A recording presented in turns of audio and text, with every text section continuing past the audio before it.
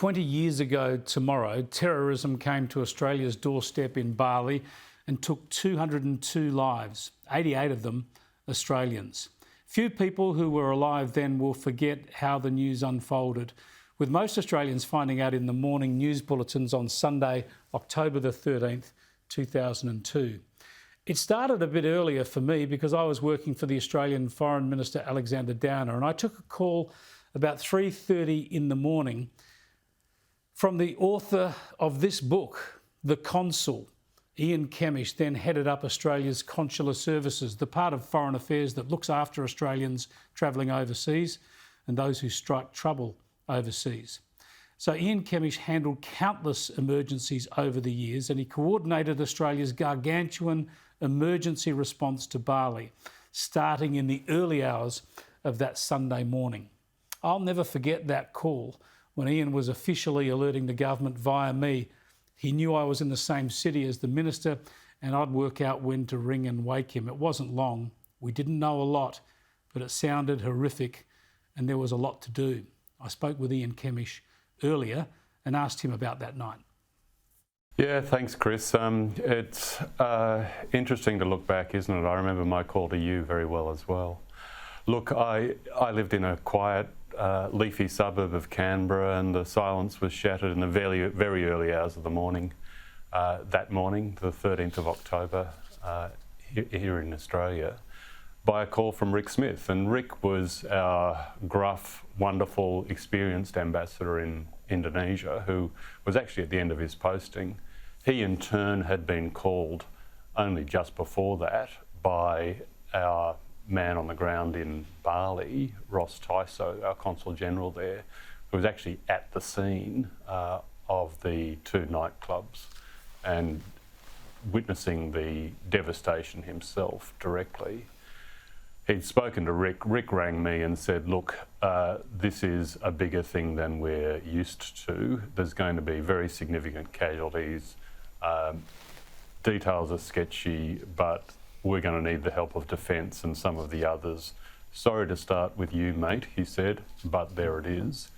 And yeah, on we went from there. It was really a very different crisis to anything we had experienced. And bear in mind that only 13 months previously, we had responded to an enormous wave of anxiety that rippled through this country after the September 11 attack. So we had had some experience there and we'd built up our systems. Thank goodness we had, because we would not have coped with what happened. Unlike 13 months previously, you know, the mobile phone was ubiquitous and we were getting calls from these young people, I'll call them kids because I feel I can at this age, direct from the scene. You know, our call operators could hear the screaming and the crying in the background, people looking for their loved ones.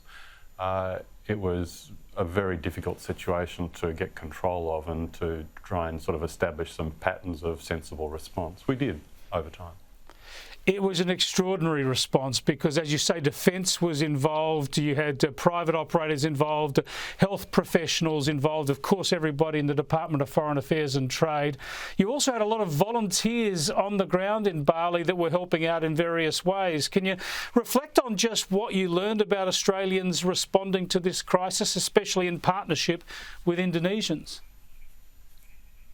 Exactly. So, you know, we often use this term whole of government response, but this was a whole of nation response for Australia. Yeah, absolutely. The officials from all the agencies that you've mentioned and more were thoroughly engaged in the response, but people just materialised at the consulate, at the medical clinic in downtown Kuta, and at all the key points, trying to help.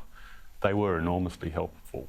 That process of trying to understand the scale of the disaster, who had been impacted, who was injured, who was quite possibly dead, that process has to be painstaking, and actually volunteers helped get that up and running in the early hours before we were able to staff up the tiny consulate general. We were pouring people in from our embassy in Jakarta and from Canberra, but it was volunteers who helped hold the line, if you like, in those critical hours.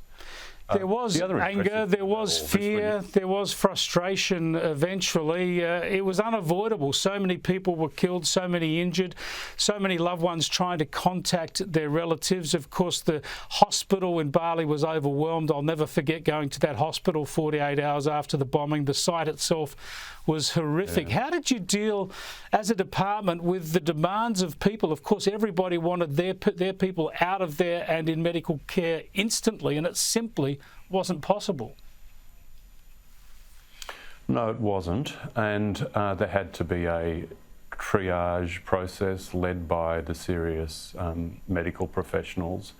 In the end, you know, hundreds of people were evacuated to Australia for medical care, and this is an important point to understand about that operation. We didn't just evacuate Australians to Australian hospitals. We evacuated everybody. We evacuated Indonesians. We evacuated Balinese rickshaw drivers who'd been injured in the blast for the first time in their lives out of Indonesia into hospitals in Australia. We evacuated people from all nationalities, and it was a question of who needed the care most urgently. That was the key question. That's what defined the order in which we proceeded.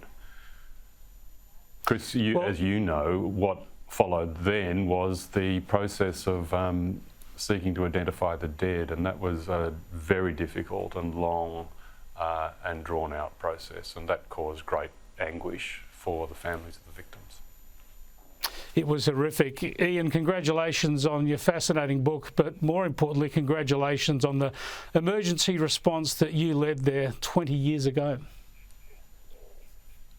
Thank you very much, Chris.